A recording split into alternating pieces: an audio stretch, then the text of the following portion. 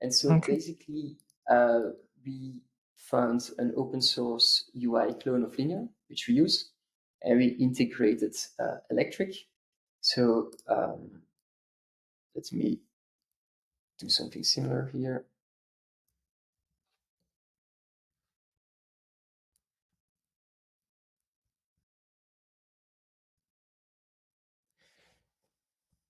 Oh, right. Let me make this one a bit bigger. Okay, so I can create a new issue, right? Which is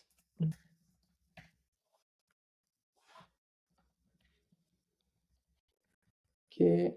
I can save it, and you see immediately it popped up here on the other browser tab, right? Beautiful. I can go here. I can change it to, I don't know, in progress. You see instantaneously on the left, it changed too. I can post comments, doesn't matter. It all just syncs. So that's great. I could even go offline. So, okay, so this is where it gets interesting. I can disconnect here if I want. So let's do that. Let's disconnect. So now here, let's go back. So now if I create a new issue. Hello there, wonderful people. Welcome to yet another Teach Kevin Your Thing session. This is the very first session we are doing from this new home office. You can notice I don't have my usual background when I'm having my makeshift office in the lounge, but the home office is ready now. So I'm excited that we're starting a new session. I haven't done one of these in the longest time, and I'm glad to be here. And even better, I stumbled on the term local first. I don't know how long ago, and I just, okay, local first. Okay, cool, that's nice. Then I heard Wes Boss and Scott Solinsky mentioned it again on syntax. And I was like, okay, you know what? I think I should dig into this. And while I was doing my digging, I heard about Electric SQL. And then I reached out. And voila, we have someone from Electric SQL. He's going to introduce himself very soon. It's my first guest in this new home office. And he's going to talk about Electric SQL, local first, and everything. So we're going to be full on geek mode because I'm pumped. I'm only want to learn all about this. So let's meet Kevin. How you doing, Kevin? Hey, Kelvin. Thanks for having me, for inviting us. It's great to be here. Yeah, my pleasure, my pleasure. So before we get into the geekiness, you could tell I'm already too excited. I have to cut myself. Can you introduce yourself? Tell us who you are, what you've been doing, and most importantly, a fun fact about you. Yeah, well, I'm Kevin. I joined Electric SQL a year and a half ago. Before that, I did a PhD at the University of Brussels, called the Vrije Universiteit Brussel. And you probably guessed it, it was related to local first. So yeah, did some research about CRDTs there, and then finished the PhD and reached out to Electric SQL because I was keen to work there to basically solve these local first problems in the real world. So yeah, a year and a half later, and doing great things. Awesome. You left out the fun fact. Oh right, I was wondering if you were going to notice. A fun fact about me that's a good one. I can do a weird thing with my head. I don't know if you can notice. I can do this. Oh wow. I'm not That's sure if I'm the amazing. only one. Yeah, Or... no, that's cool. So I think I've been asking guests fun facts. This is the first one we have like full demonstration of that fun fact. I love it. Thank you for sharing with us, really, and really thank you for being here. So you mentioned that you did study local first, and that's really interesting because I might be living under a rock because, as I said, I only heard about it twice. But I found those sites, local first sites, where there was meetups and everything, and I saw that there's a whole lot of things going on in that section of web dev. And it's one thing that makes me so excited about web dev because no matter how much I learn from guests that come, I've done over 70 episodes of this. There's always something new to learn. It's always exciting. Like, what are you doing in your corner of the internet? So, what about local first got you excited to be like, you know what, I'm going to study this and then I'm going to go work?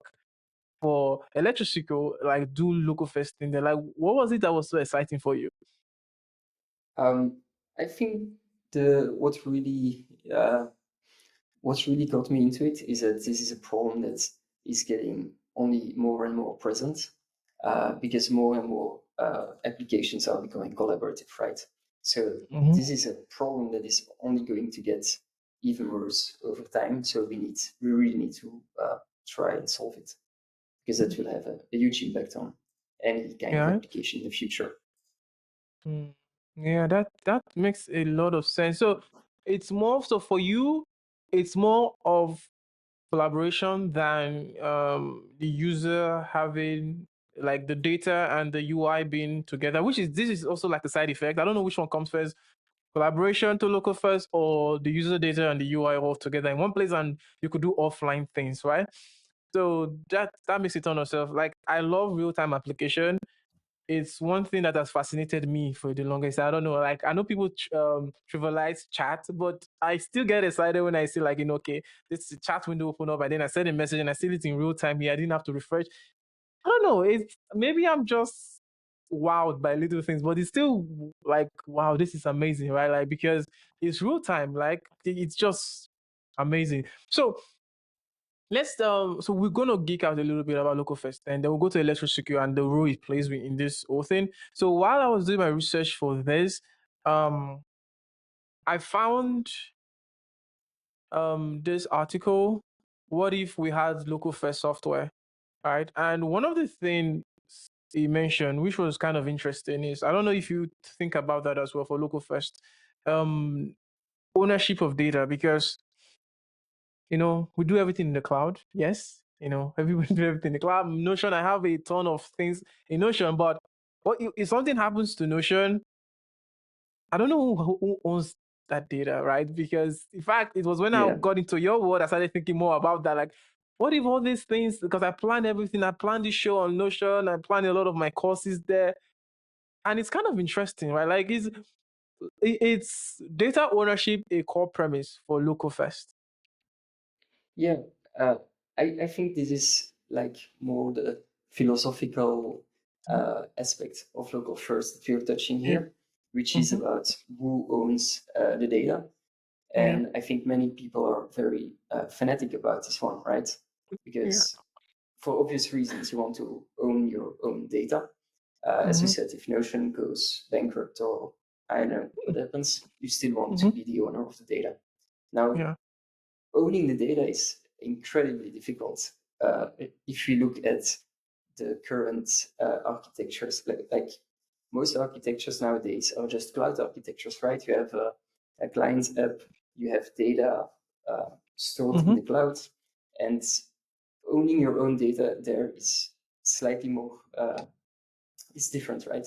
If you really Yeah. want to own it, you need to go to peer-to-peer systems where you have your data and your data is encrypted on somebody else's machine. You can always retrieve it by finding a peer that has your data, decrypted data, and so on. But it's if you face reality, it's not how most applications are built nowadays.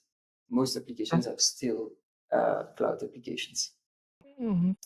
But that doesn't mean that you can't make them local first, right?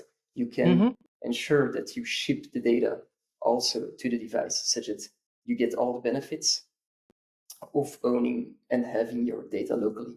Mm-hmm. Speed, offline availability, and so on. Mm. Mm. That makes a ton of sense. So, like, one thing that quickly comes to my mind is that I think a lot of web developers will be seeing this video in the future, and maybe they are like me, I don't know what local first is. And they want to find out, like, because we all work with mental models. So I'm going to need you to, like, like, let's set a mental model for how to reason about, like, the intricacy. Because you've mentioned cloud architecture. Most people just develop web apps. They don't probably don't think about, okay, this is cloud architecture. All the data is in a database somewhere that I don't really, really own. Nobody really thinks about that much because it's all abstracted, right? So let's set sort of like a premise, like, local first in web development, like in web apps, like how would you explain it to like a 5-year-old? Like just Oh okay, yeah, 5 years probably not building web application, but you get the idea. So, yeah. yeah.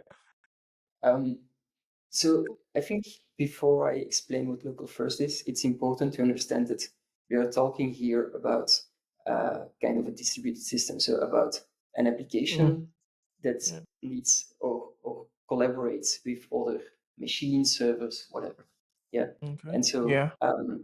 under that definition, for me, local first is an application that continues to work and everything still works even if nobody else is reachable, right? So say something happens, you're offline, everything is still functional. You have the data, you can still work with the data, you can do anything, no restrictions. Not like, okay, you can see, but you cannot write. No, you can write the data even if you're offline. Mm-hmm. And for me, that's the important aspect of local first, and that's why it's becoming so important for web apps because we want these applications to work offline, instantaneously, and so on. Yep. That nailed it really. I love that definition because you said the tone too, because we don't even think about it a lot, but web apps are distributed, right? Because you have the client server, and now when you add the whole mix of, and of course with the everything, we have the edge, we have a lot of like even your backend could be running on different clusters and different, it just is distributed, but we don't really think much about it. And I like the fact that you mentioned that as a like as something we have to put in mind when we define like how we build. And one other thing you mentioned, which is offline, in today's world, especially so I'm in Nigeria, and before now, right, before I did like my home office and everything, when I'm doing a TKYT session, I'm so scared that the power is going to go off because our power goes off you cannot predict it. So now I have to do like solar and inverter and all those kind of stuff to make sure that, I have at least stable electricity for everything, right? So, and Yeah, during those times, I've been thinking more and more about offline applications. Like, wouldn't it just be nice that like some basic thing you would do in an app that you probably would need data because maybe you've already fetched like maybe like a list of something before, and when you open the app always have to go to the server and just fetch it again. Like, how do we?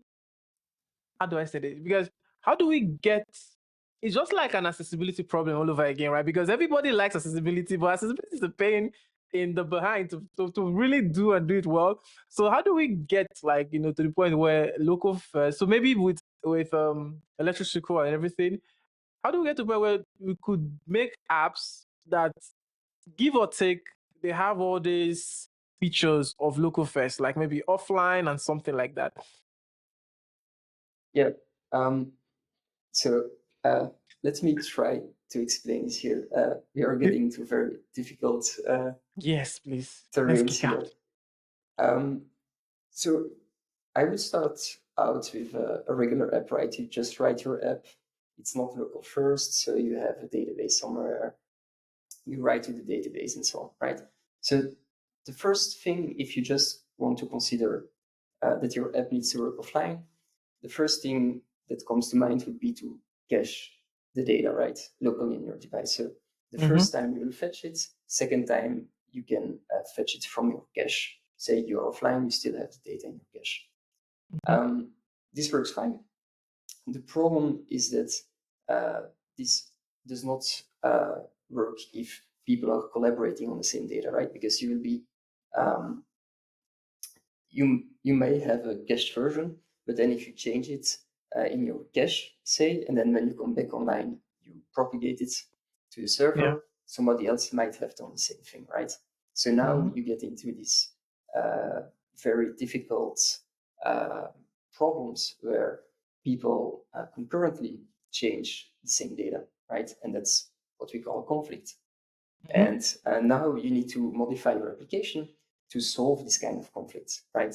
So Mhm. maybe you're very smart and you think, okay, I will reason about what are the things that my app writes to the database, and I will write some custom logic to resolve these conflicts, right? Like if I see that two people wrote to the same database row or whatever, I will somehow need to be able to detect it. So that's your first problem, right?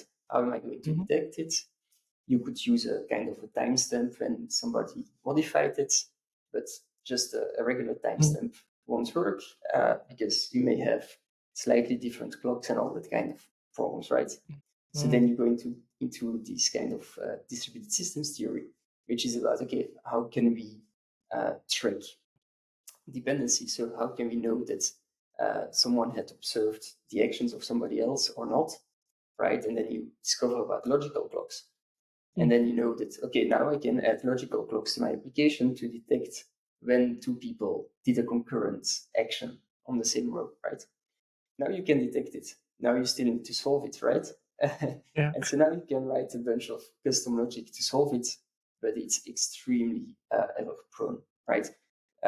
We have seen over the last 20 years, so it's kind of started with operational transformation 20 years or more ago, maybe 30 years even.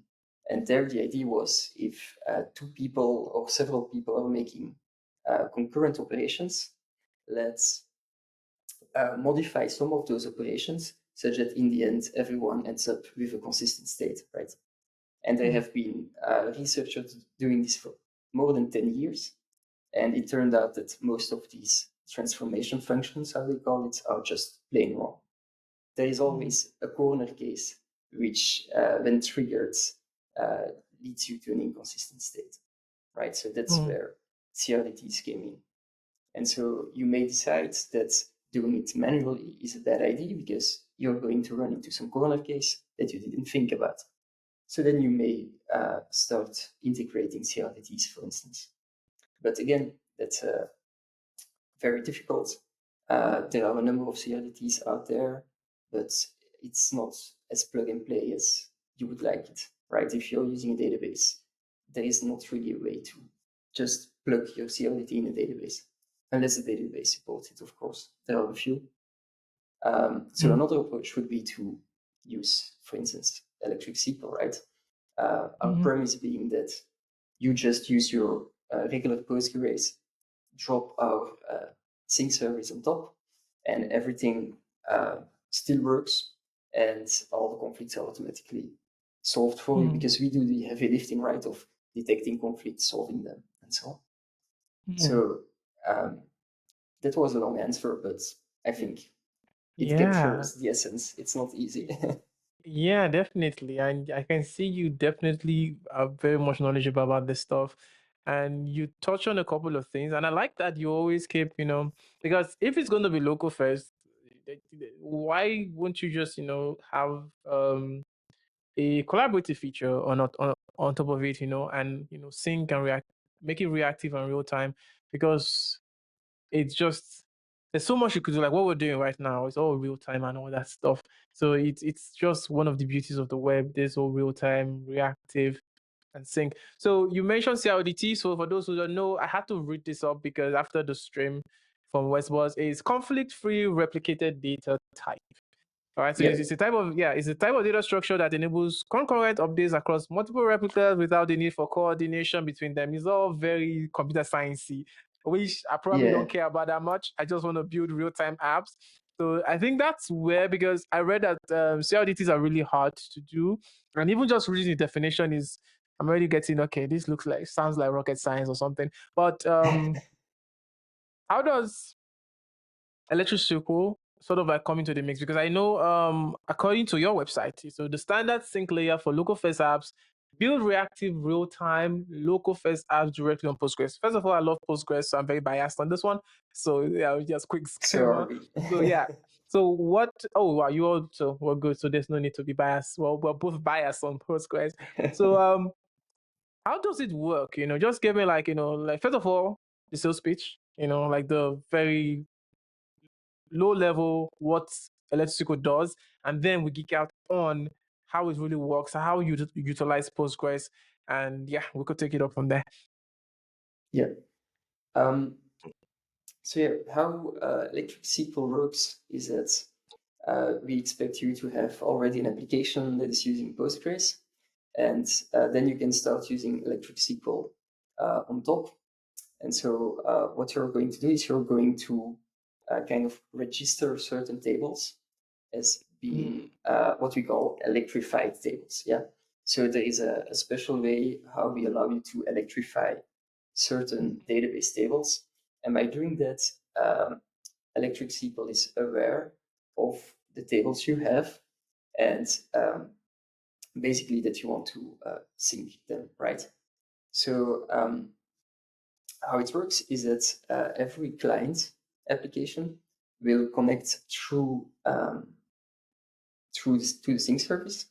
And so basically in your client application, we install a copy of the database, but only containing a portion of the database, right? So if you have a huge Postgres database, we're not going to fully copy it over. We're only going to copy the portion you're interested in. Yeah, and that's what we call a shape. Okay. So applications can basically subscribe to a shape that they are interested in. So it's a portion of the database. And then the sync service will basically replicate changes about those shapes.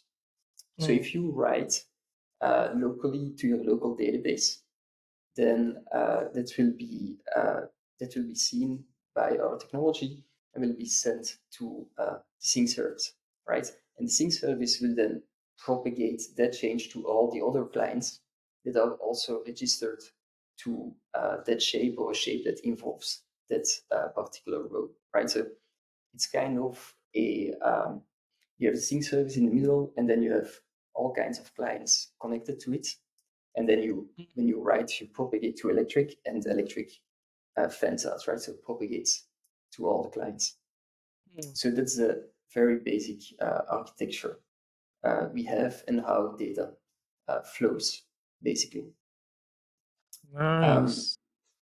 On a more technical aspect, there are a lot of parts involved here, of course. Like we need to make sure that you have a copy of the database on your application. So of course, there is kind of a generation step where where you basically use one of our scripts that will contact the sync service, check what are the tables that are electrified, and then create kind of an ORM for it. So we will generate a TypeScript client that's fully type safe, that allows you to query the database through a Prisma style API. I'm not sure if you're familiar with Prisma. Yes, I am.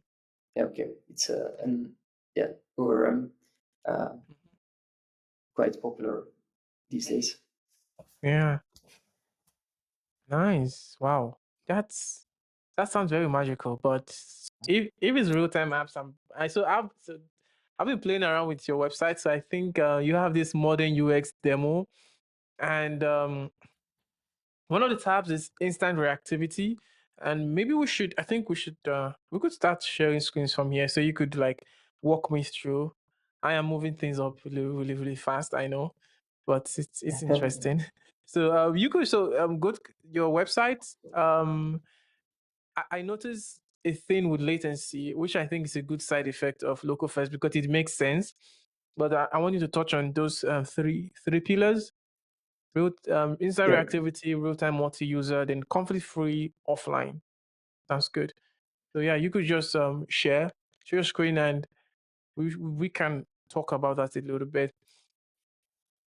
Why I yeah, bring more questions? Yeah.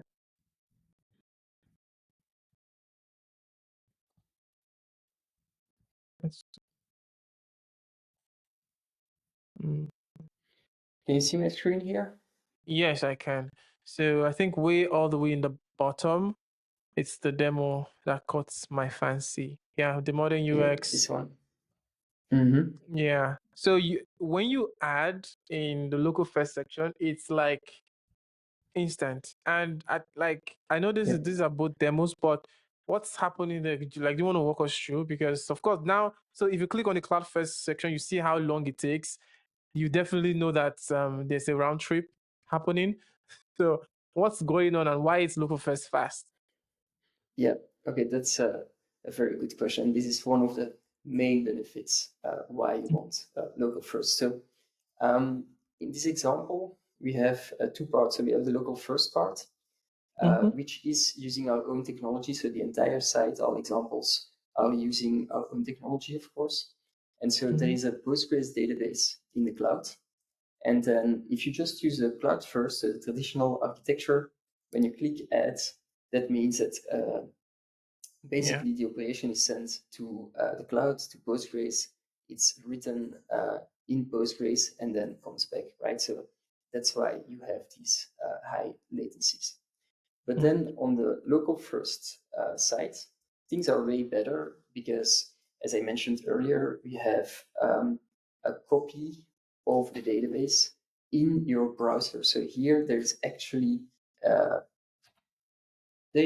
copy of the database in this very browser. So at the moment, it's using IndexedDB under the hood. So that means that when I click Add, I don't have to go to the cloud, to Postgres. It just inserts the data in the local database, so in the browser database. Yeah.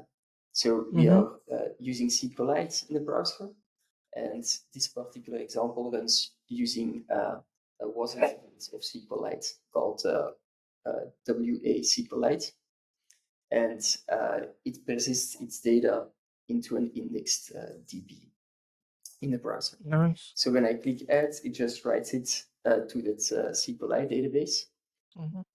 So you get an instantaneous response. And then in the background, it will replicate that information to Postgres, right? So the trick here is to put the slow operation, which is propagating to Postgres, to move that into the background. Yeah, that's what makes this so fast. Wow. No, I think it makes sense, when you speak about it like this, but it's almost the same premise because like I see the browser like an operating system because it's just its own world because it has so much and we use so little. Like now you're leveraging IndexedDB, which is like provided by the browser, right? And then with WSQLite, which is WebAssembly SQLite, you could literally have like a browser's database that you can use for your users for that session of theirs, and you don't have to make that round trip immediately, but they can get their instant feedback because we are the ones who geek out about all these things. All your users will be saying that, oh, this is faster than whatever experience I was having before. It's faster than the cloud first, and that makes a great deal of sense. So do you want to touch on like the real time, then conflict free? Then we move on to like demo to really see how this thing works because I really I just want to see how the DX feels because I definitely would like to adapt it because I have this project called Hackfish, which is like invoice management platform for creators like myself because I get to send invoices to like sponsors and all that stuff. And I want like a modern feel of how to manage the invoice and also edit it. So I have an invoice editor. In the future, I plan to make it a little bit because I can a little bit collaborative. So probably you could share like your draft invoice with like a client that you guys could discuss line items or with like your team member that's not with you. You can both edit it. So I'm really keen on this real time reactive stuff with ElectricSQL. So let's see multi-user. How does that work? Yeah, so you're definitely totally right. So here we have an example, and you see that if we are, for instance, dragging the slider, then it updates instantaneously on the other user, Wow. right? So you can imagine many use cases. So you just gave one. The other one is like we are already used to this, right? Like if you have Apple Notes, for instance, you expect it to automatically sync to your, I don't know, from your phone to your tablet to your MacBook. But we all know the reality that in theory it always syncs. In practice, it doesn't always. It doesn't So always. I know yeah. that. So yeah, that's the real-time aspect here, right? So we want your changes to be streamed to whatever other replica that might be another device of yourself or could be another user, right? That also has the right to read or write or both the same data. Ooh, magic, but I like it. Yeah. Yeah, so this example is basically about it automatically syncing between users in real time. Whereas the Yeah. previous one was emphasizing the latency Yeah. benefit. Okay. So Yeah, the last one is the conflict free offline. Is there a demo there too? Oh, yeah. yeah, it's a This demo. is the funky one. So Oh, nice. this is where it gets very complicated, and this is Okay. where it's important to use something that is proven to be correct, something like CRDTs, because here we allow you to create corner cases where two people concurrently modify the same data in a different way. So they are causing a conflict basically. And Mm-hmm. then when you come back online, you want these conflicts to be solved automatically for you. So we have the classical tournament example here. So you see there are two tournaments, again, two users. They are both connected at the moment, so they can reach one another. And then you Mm-hmm. have a number of players, right? And you can enroll a player in a tournament like this. Mm-hmm. Let's, for instance, put somebody offline here. So let's put user 2 offline, right? So now if I enroll the yellow player in this tournament, the user 2 doesn't see that at the moment because he's disconnected, right? So that change cannot propagate to user 2 at the moment. Mm-hmm. But now things get interesting, right? Because user 2 could decide to delete the tournament, right? That's Yeah. perfectly fine.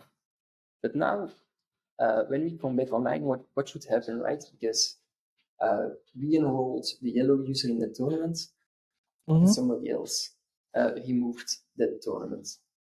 So there are two possibilities, right? Either you revive tournament Yeah. and so basically one of the two operations are conflicting. So one of them must take precedence over the other, right? So if the enrollment takes precedence, that means that we need to revive the tournament. And if the deletion takes precedence, then that means that the tournament needs also to be gone on this user. And so with Electric, what we actually do is the first approach. So we ensure add wins semantics. So the add takes precedence over removing the tournament. So if we now put Okay. this user back online, you see Wow. they sync and they resolve the conflict. Yeah. So you notice a few things here, right? The first thing Yes. is that the tournament is back. Yeah, that's good. The Mm-hmm. second thing is that the red player was also enrolled in the tournament, right? And it's no longer enrolled. The reason Mm-hmm. why that happens is because user 2 had seen that the red user was in the tournament and then deleted the tournament, right? So under these semantics, what that means when we delete the tournament, that means that we delete the tournament and we kind of remove the enrollment of the player in the tournament, right? So that's why that user is no longer there. Mm. What's very interesting here is that when you have a database, a very, very important aspect is to keep referential integrity, right? So what that means is that if you have a row that has a foreign key to another row somewhere else, right? Then that foreign key must point to a row, right? Yeah. Which you can easily break in this example, because if you would enroll a user in a tournament and then you just naively delete the tournament, then you have a player that is enrolled in a tournament that no longer exists, right? And so Electric guarantees by using a special technique called compensations that we always fix this referential integrity, so these foreign keys. So in this case, we revive the tournament, so the tournament exists, and so the yellow player, his enrollment is still pointing to an existing tournament, right? Mm. Wow. So yeah, there is Yeah. a lot going on here. Yeah. And then this is, like I said, the real time tech blows my mind every time. And the thought you all must have put into doing this so effortlessly, because I'm pretty sure I can't write the logic for this with the conventional CloudFirst thing. It's just going to be a lot of bugs every now and then. But it feels like there's so much thought into like making this really robust and real time. And you've also solved conflict free offline, because if I go offline, for example, and I do a bunch of so maybe like a note taking app, like let's say a collaborative note taking app. So the other person, we are both taking notes. Then I go offline, of course. I lose my internet for some reason, and I do stuff. They do stuff with your algorithm or your strategy for offline. When I come back online, we should be able to sync appropriately, right? Yeah, exactly. Awesome. Yeah, perfect. I like it. Yeah. The thing is that, yeah, I mean, when you start, when you somebody that doesn't know local first, and you start explaining local first, and you say, okay, you have a benefit because your app works offline and so on, then the first reaction usually is like, okay, but I can probably make that myself, right? But once Mm-hmm. you start, you always start discovering new problems like these conflicting operations here. And Mm-hmm. at some point, it becomes incredibly complex, and you want to use technology or more like concepts that are proven to work, right? Mm. And then Yeah. I'm talking about CRDTs basically. Yeah. Mm-hmm. Yeah, makes sense. That makes a ton of sense. Definitely, this is something that you wouldn't want to mess around with yourself because No. it is way a lot of like this is a ton much more computer sciencey than we normal motor web developers moving our rectangles and Tailwind and CSS. And we still complain about that once in a while. But doing something real time like this, conflict free offline motor user, nah, it's definitely gonna you need an expert, like you need like a specialist to just like give you the building blocks that you could base off on your applications. So Yeah. speaking about building blocks to base off your application, so before we get into the code demo, like I like talking about like real world use cases, because I know you have like on Twitter I see a lot of love for Electric. So what are your users building with Electric these days? Oh, that's a good question. Uh, really, I've seen a lot of different kinds of applications um, being built on top of it. A typical one would be a point of sales Oh, okay. application, like somebody I know, somebody trying to sell certain products. So you can imagine you have a company, and then you have a number of salespersons, right? And these Mm-hmm. salespersons, I don't know, go knocking at certain doors in their streets, asking whether they are interested in their software and so on. And so they have their in-house application, right, in which they can follow up and write down everything that they are doing. And you want that application to still work offline, Yeah. and such that at the end, all your users, all your employees, their data syncs, eventually syncs to the server, right? And they Mm-hmm. can work even if there is a network disconnection or whatever. Mm. So that's one of them. Yeah, we've seen um, people building or building collaborative applications, like some people have been looking into collaborative text editing, which is Mm-hmm. also a very difficult thing to do. Collaborative notes taking, collaborative, the typical apps like shopping lists, um, these kind of things. Mm. Some people, because Postgres has a lot of extensions, right? And Yeah. one of these extensions is PostGIS for working with spatial data. And so many people have been asking to add support for PostGIS. So I'm expecting many people in that domain to be wanting to build uh, applications related to spatial things. Not sure how to best explain this, but geographical applications, basically. Mm.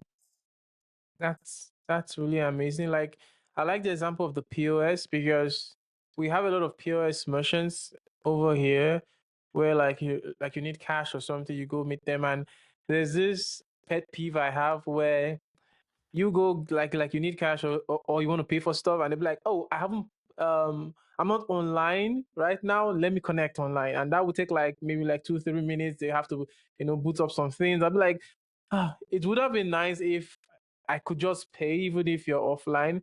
Then when you come online it syncs. It's just going to improve the quality of my life so I don't have to wait, and also for them as a business it just really moves things really quickly and all that stuff. Yeah. Oh, yeah, it really makes a lot of sense. I feel like logo first, especially offline first.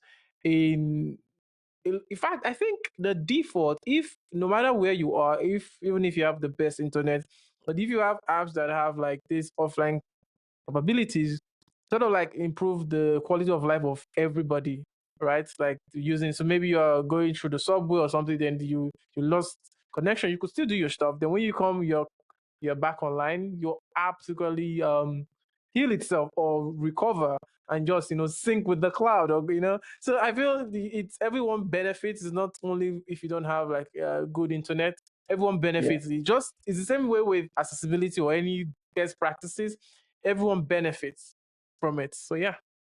Yeah, definitely. I think Mhm. another interesting one that slipped my mind Mm. at first is, and that's a very interesting domain that I think we're just starting to explore now, Okay. which is doing some kind of local first AI related applications. Oh, Um, and again, this yeah. becomes possible thanks to Postgres, because you have some Postgres extensions, for instance, for vector embeddings. Yeah. And so these vector embeddings are like the key thing if you are doing local first, AI Yeah. applications, right? And so Mm-hmm. you can imagine that you have these embeddings stored in your database, but automatically sync between clients, right? Mm. So if some embeddings are generated on some client, they can automatically sync to the other clients and so on. So that's a very interesting area. Mm. It is definitely, yeah, it makes a lot of sense. You could just, wow, that makes sense. So that means probably gonna make one side effect is like the back and forth with the model is gonna be really fast because it's local. Then it could Yeah, sync across multiple clients and also with the of course the server. I like it. So let's show us the code, right? So we're gonna start from, I know you have like this public demo you use, so we're gonna start from like a new hello world sort of. I don't know how you do hello world with something that is collaborative, but I'm pretty sure we can figure out something. Then we now touch on the demo you've prepared. Sound good? yeah, sounds good. Okay, Um, cool. so let's just start with our 101. Uh, Mm, so I'm just going to create yeah. Are you sharing a your entire project here. screen? Oh, right. Yeah. So we get to see the magic happening. Let me share this. I will share my entire screen. It will be easier. Okay. Yeah, sure. So Mm-hmm. I just opened the terminal here. I need to make it a bit bigger, probably. Okay. Is this better? So yeah, so you're scaffolding a new electric app. So one thing I'm concerned about is, especially in terms of DX, it's sort of like not moving too much away from people's premise. So let's say, like a typical React app, how does that play? So we got to touch on that a little bit. So what does Create Electric app do for us?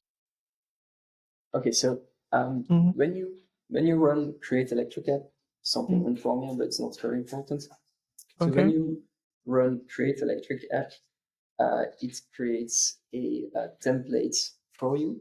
So it's Okay.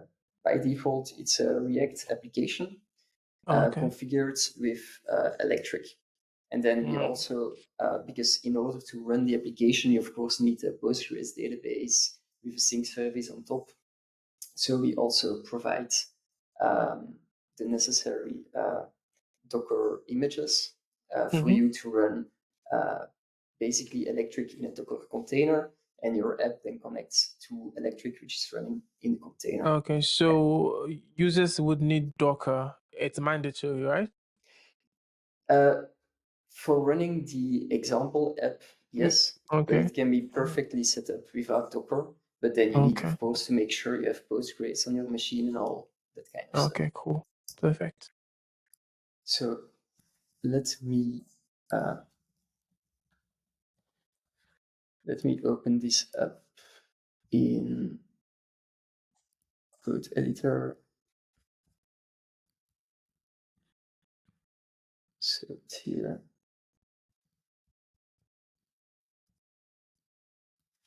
Yeah. Okay. So straight away, we see we have our source folder and our database folder here.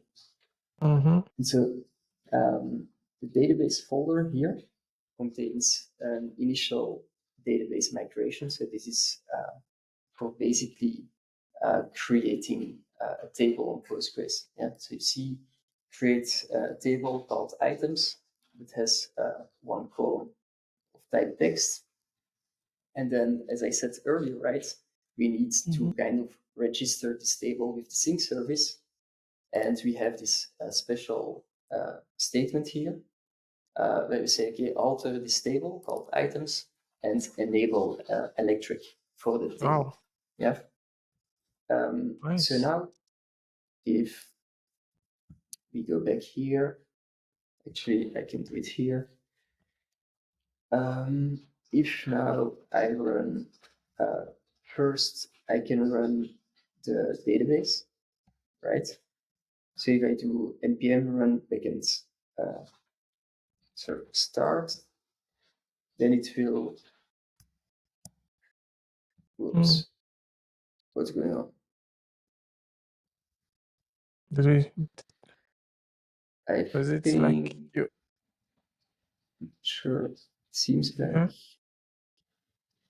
an internet game issue. Yeah. Let me Oh, try npm again. is acting up again, as it said normally does. So, No. oh yeah, I forgot to install, right? I need to start. Whoops. Okay, yes, npm install. Yeah. Oh, the create electric app don't install packages. Yeah, Okay, that makes normally sense. it does. Normally it does install, but we saw an error here. Okay, So yeah. maybe Yeah. let's go. Maybe it's a permission thing. I'm not sure. I'm sure it should work here.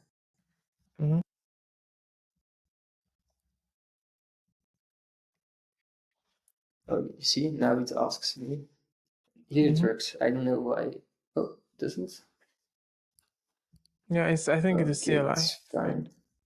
Yeah. So if you go, let's try yarn. Okay. Okay, yarn works. npm didn't. No idea why. Yeah. It has always worked. Okay. Yep, that's why we have Very weird. options. Yeah. Luckily, in the web development world, we have a lot of options. That's we do. So okay, it's installing all the dependencies here. That's good.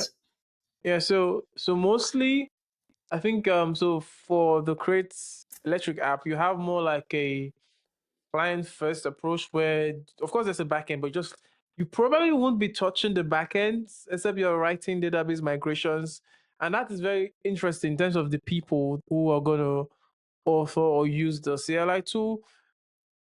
What are the chances that they would know how to write these migrations themselves? Yeah, so you're right that we are focusing this here on being kind of a front-end driven Yeah. workflow where the emphasis is on the front end and less on your database. Mm-hmm. So yeah, of course, since you are a database technology, it kind of requires you to be able to write some database migrations, but Yeah. you don't need fancy SQL knowledge, right? You just need to be able uh, to model your application in terms of a database system. So to make a relational model of your data and then create the Mm-hmm. necessary tables. So Mm. it's no, shouldn't be too difficult. Okay, so That's fair. this works. So now we can run, I can maybe do it here. So we can start by running the database and the sync service. So you see it's basically spinning up Docker containers with Mm-hmm. Postgres, Electric, and so on. Yeah. Cool. So it's loading, that connection error is normal. Yep, there we go. So it's running, that's fine. And now we can migrate the database. So, Mm. so if we do this, is it, okay. All right, I'm still in here. Sorry, this one is the wrong one. Yeah. Yeah. Yeah. Got it. So let's work from here. So we can here migrate the database. Yeah, I don't think you're the. You have to the CD. Yeah. Uh, Yes. It started from home again. uh, where are we?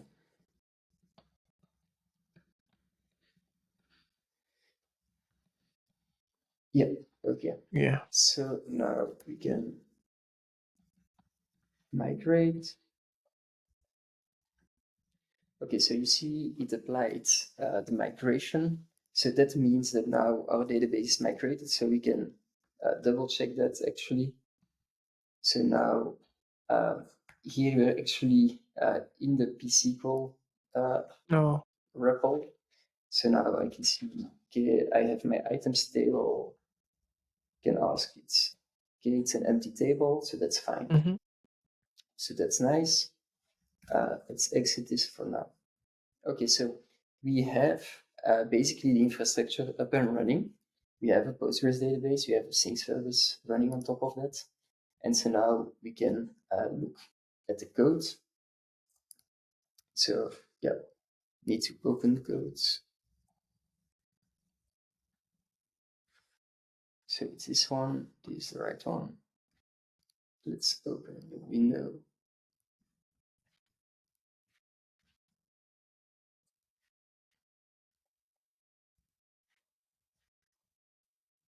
Let's see.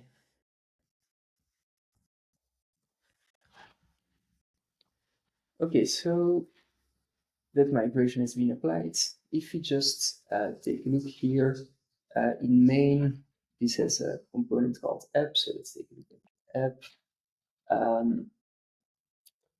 App contains an example component wrapped inside this electric provider. So can you know this for now? If we go to the example component itself, here is where we see a number of things happening. So, whoops. Let me first show.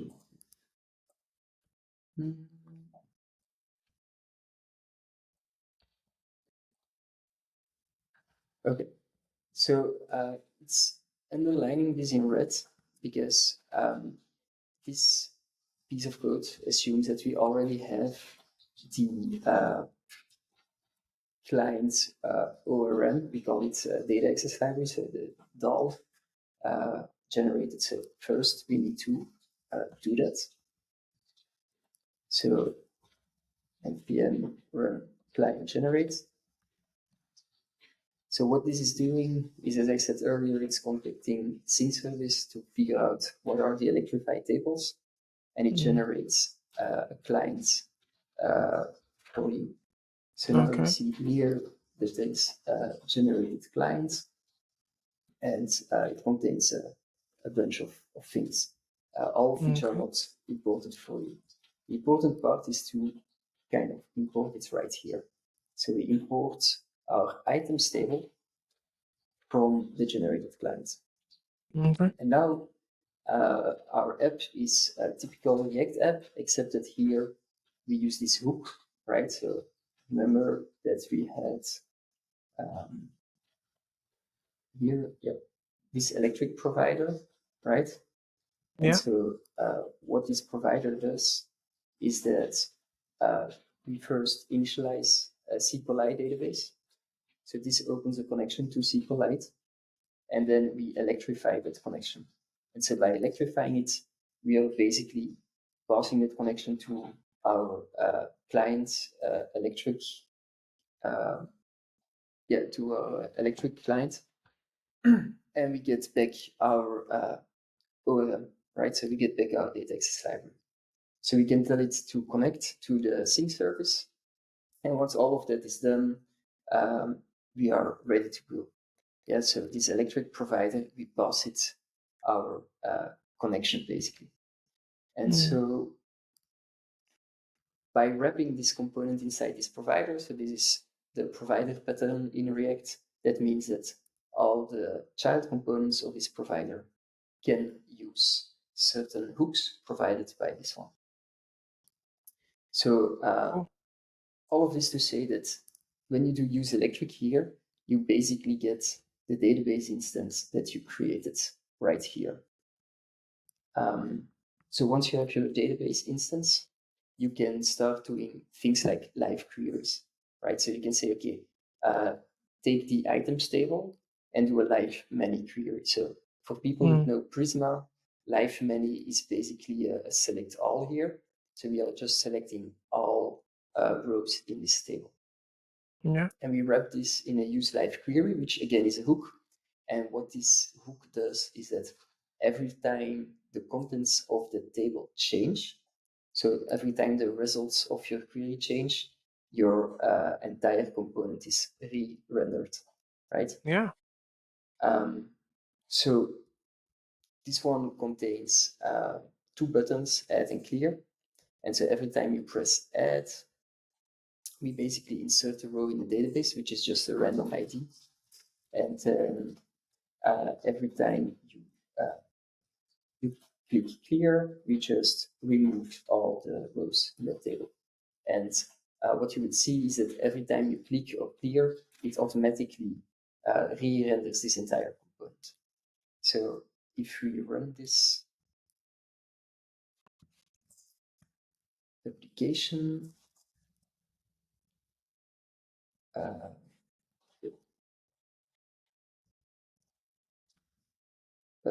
oops, let me see. So we did this, right? Okay, so I just run the application. Now, if we go and see, so this is the hello world. So now you can do things like you click on add and you see automatically it arrives here. You can clear and this all works.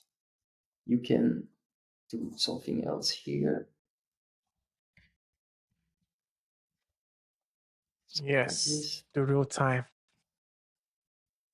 And now you see when I add here and I add here, it just automatically syncs, right? So yeah,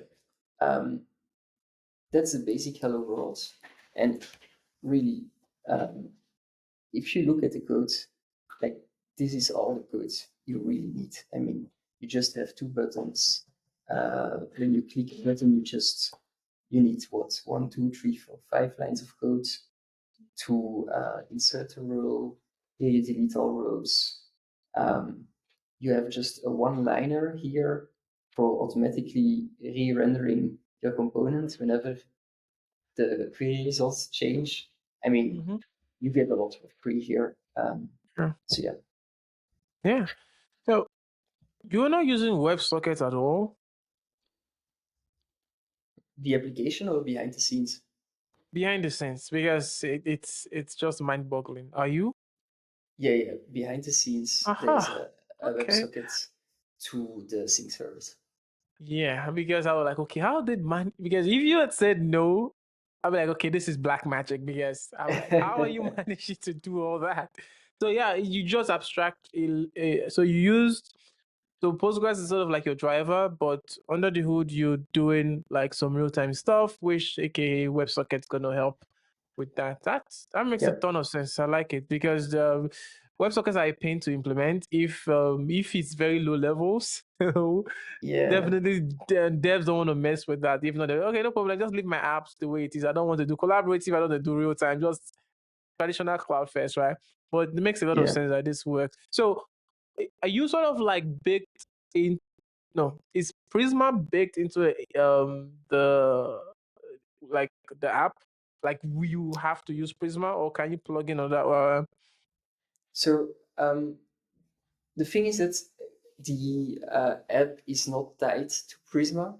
Okay. We do provide a Prisma style API. So if you know Prisma, you notice that this API is kind of looks like Prisma, and this was on Okay. purpose because Okay. we believe people really love that API. So we kind Mm-hmm. of got inspired by that. But under the Okay. hood, it's not using Prisma. It's only using, so we do use Prisma for certain parts, but this query is not going through Prisma. Okay. So basically, we use Prisma in a bunch of places to generate, for instance, the typings for this API. But the Mm-hmm. API implementation itself is our own implementation. So we have our own data access layer, which is our own ORM implementation, and it's not Okay. Prisma's ORM. Mm. Yeah, that's fair. I think that makes a lot of sense. So, in terms of DX, if you're going to start up, so let's say I'm doing NPS creates electric app, I'll have to start up the database part of things, then start up the client side of things. So these are um two servers, but of course, the only thing you're user facing is the client, right? Which is the one we open in the browser. That's fair. I Yeah, like it. Okay. So I think we should definitely wrap up with the much more glorious demo. I think it's what's Linear's clone. yeah, I exactly. I think Linear they have like so you can correct me if I'm wrong, but they have like an in-house sync technology that they use. I think they've teased about it, written about it, but I don't think it's out there, right? Yeah, indeed. I think it's an Yeah. in-house sync Yeah. mechanism they have. But I can Cool. tell you, we use Linear um, inside our team, and Okay. at occasions, bad things happen when you're offline and still Yeah. adding Right. or editing issues. Yeah, it's a hard problem really. Like, but Yeah. I feel like at a certain point, every tech will probably, okay, the async stuff works, but probably gonna fail in this part. But so let's see how you implement like the whole linear because it's always interesting to see how it works. Okay, so Mm-hmm. let me maybe first show the application. So Mm-hmm. for people not familiar with Linear, Linear allows you to basically manage work across a team of developers, for instance. So you can create tickets, so issues, and then an issue can have a title and a description. It can have a status like to do or in progress and so on, priority. You can assign it to people. People can comment and so on, right? So very useful application if you need to work together on some development stuff. And so Okay. basically, we found an open source UI clone of Linear, which we use. and we integrated Electric. So let me do something similar here.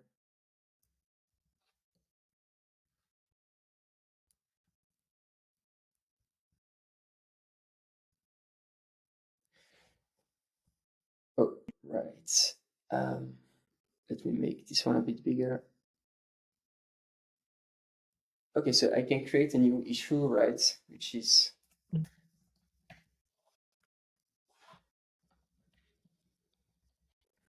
okay. I can save it, and you see immediately it popped up here on the other browser tab, right? I can Beautiful. go here. I can change it to, I don't know, in progress. You see instantaneously on the left, it changed to. I can post comments, doesn't matter. It all just syncs.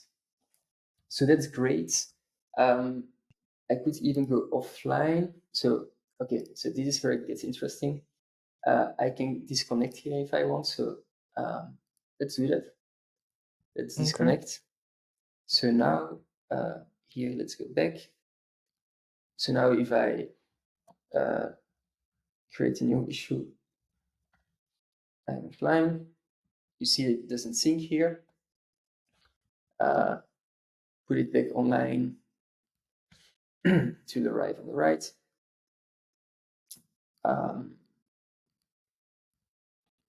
Let's see. It didn't. Okay, that's interesting. Yeah. Demos, right? Right. Yeah. But let's try that again. Yeah, maybe you need I like a think, trigger. yeah, I think something went wrong. Mm-hmm. But that's fine. So let's see if it's so. Yeah. Maybe we should. Okay, Seems something losing. went wrong. Yeah. Yeah. Maybe So if I reload, I'm not sure. we unearthed a bug. I like Voilà. it. So I Yeah. reloaded and somehow got fixed. Yeah. Okay. Cool. That makes So sense. let me try again here actually. So both have this issue. Hello, Kelvin.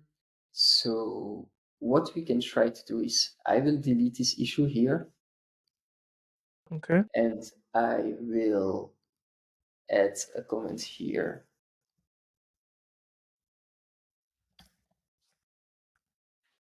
All right. Now let's come back online. And you see what happens?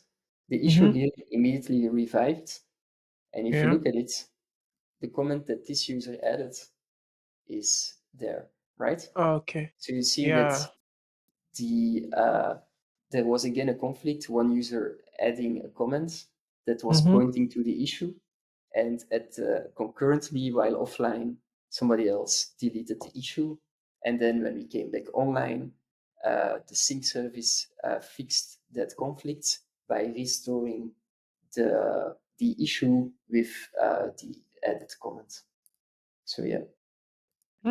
Yeah, because you're much more leaning towards write than like add than deletion, right? So you would provide from Yeah, that point. Makes sense. I think it's also a better DX to Yeah. let write win over delete, Mm-hmm. because if delete would win, you kind of lose data, right? Whereas Yeah. here, by letting add win, you don't lose any data. And if you want it to be gone, you can always delete it later. That's not a problem. But the other Yeah. side around is more problematic. Yeah, that's amazing, really. So while we wrap up, because anytime I see with time tech, I just excited. So while we wrap up, right? Like how does one deploy this, right? Like in terms of architecture, hosting, like in essence, how much does it cost to like have to use ElectricSQL for my collaborative app? Yeah. Yeah. So I think, realistically speaking, you would Mm-hmm. be deploying. So your Postgres, you can deploy it wherever you want, Okay. right? Could be even just using Superbase, right? We Okay. have our sync service also running on top of Supabase, so that works. So you could host it, your Postgres database, on Supabase or some other cloud provider, and then you will need to host your sync service somewhere. It basically depends how much traffic it's going to see, because the sync service has to keep track of some information about the clients, about what did a certain client see, what didn't it see, and so Yeah. on, such that clients, when they reconnect later, they need to be able to catch up. So there is Mm-hmm. quite some meta information that needs to be kept.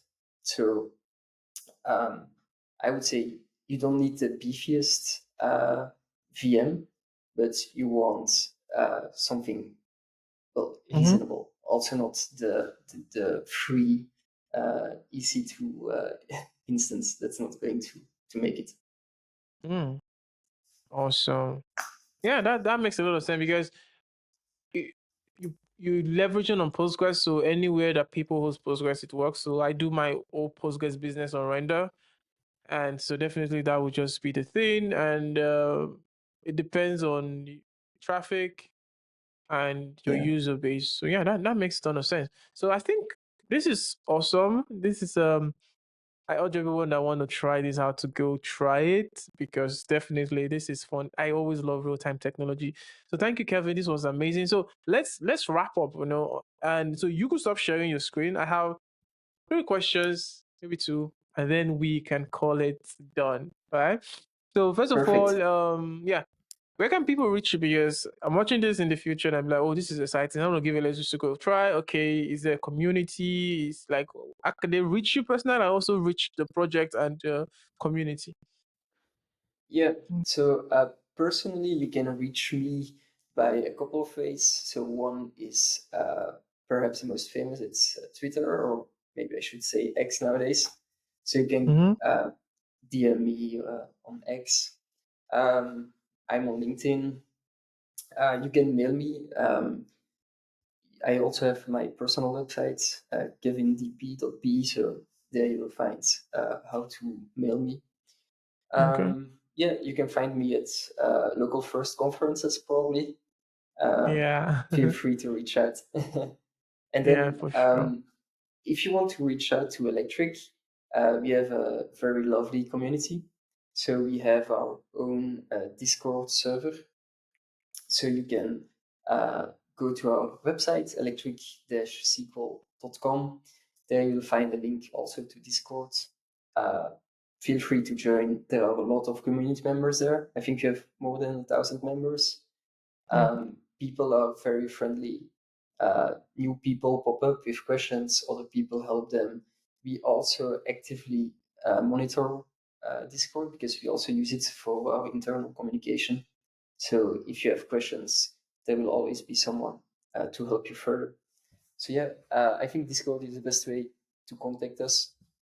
Of course, you can contact us also through Twitter by tagging us, or through other ways, such Mm. as email.